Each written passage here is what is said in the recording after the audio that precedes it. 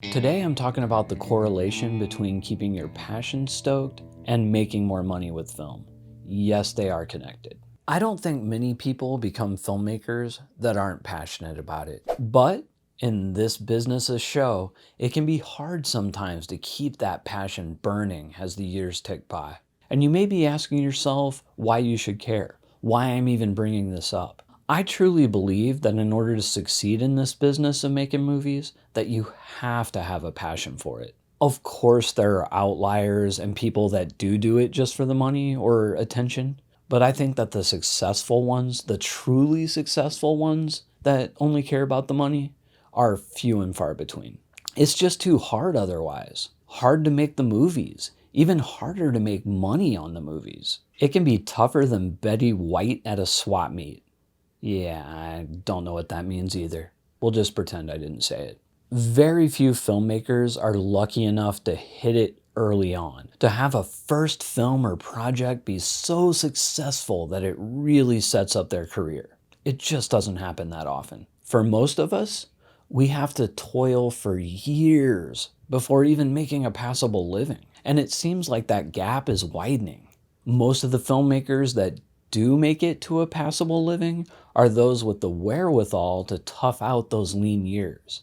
And I personally don't see how you can do that without passion. I mean, if I didn't love movies, and I mean really love them, I don't know that I would have made it through my second decade of professional filmmaking.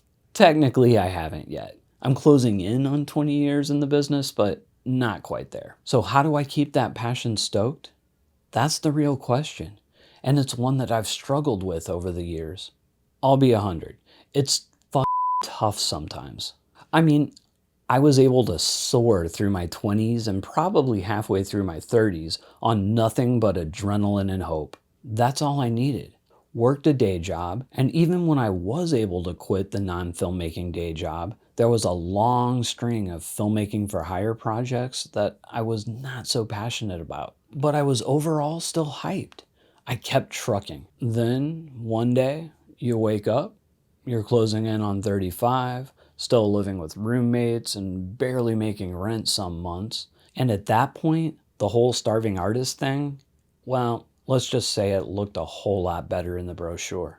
Don't get me wrong, even then, I never completely stopped loving movies or loving making movies, but other financial realities were closing in. I was thinking about family and kids, savings, eventual retirement. None of these things were happening on that starving artist salary. So I was struggling financially. And then I started working for a long string of producers. Basically hired gun directing and editing on projects, mostly features, that I wasn't so hyped about. Now I was making some decent money and making headway towards that financial security that I longed for. But the combo of not making much on my passion projects and working too much for others on projects I wasn't passionate about to begin with was really beginning to weigh on me, to the point where I was seriously considering changing vocations. Luckily for me, I never really learned to do anything else very well besides making coffee.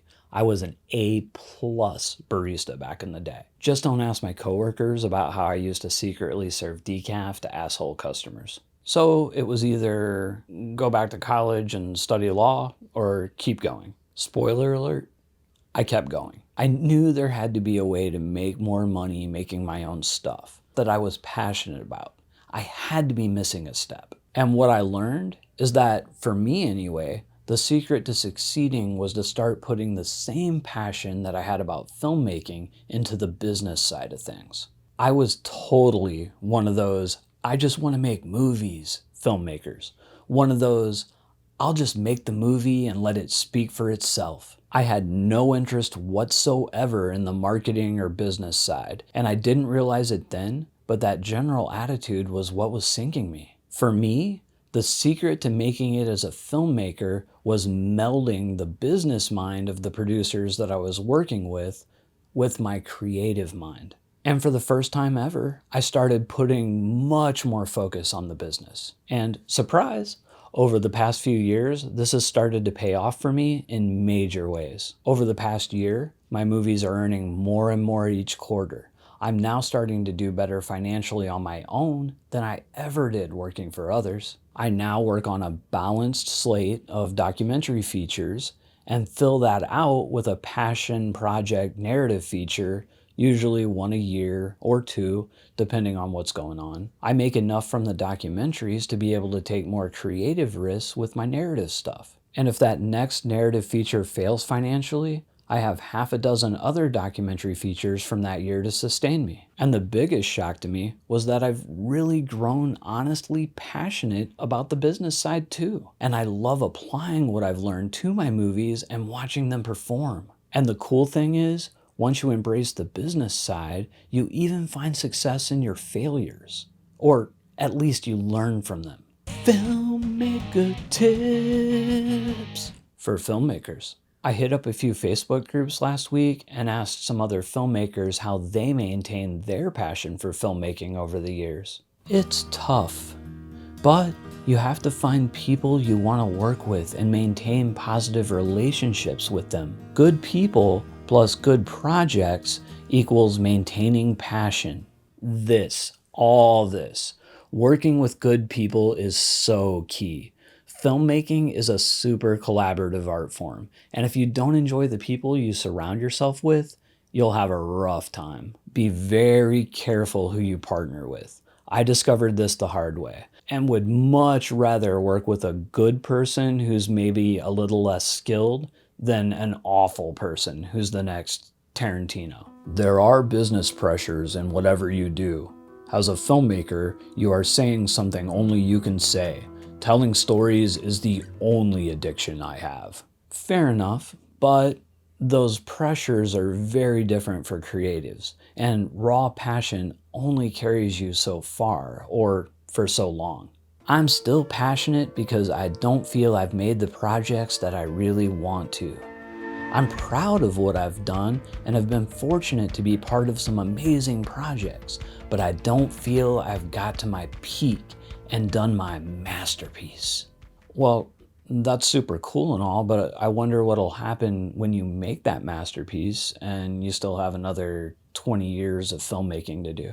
I hate sports, but I look at sports all the time. You can lose many games, many seasons, many championships, and still have to wake up the next day and still keep working at your craft to be the best. Filmmaking should be no different.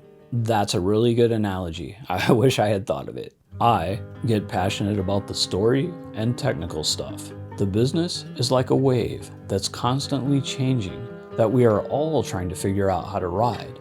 But I believe if the story is really good and the film is technically well made, it will find an audience. I really wish I still believed that the cream will rise to the top. But I've seen too many legitimately great independent movies that completely fail financially. I think the secret of success in this business is learning to embrace the business with the same gusto, or at least a comparable amount of gusto, as the creative. Otherwise, you're in for a long, hard haul that may never pay off. If you want to learn how to make more money with your independent films, subscribe now. And if you want to get a marketing consultation on your next independent feature, check out my Patreon. But whatever you do, keep making movies.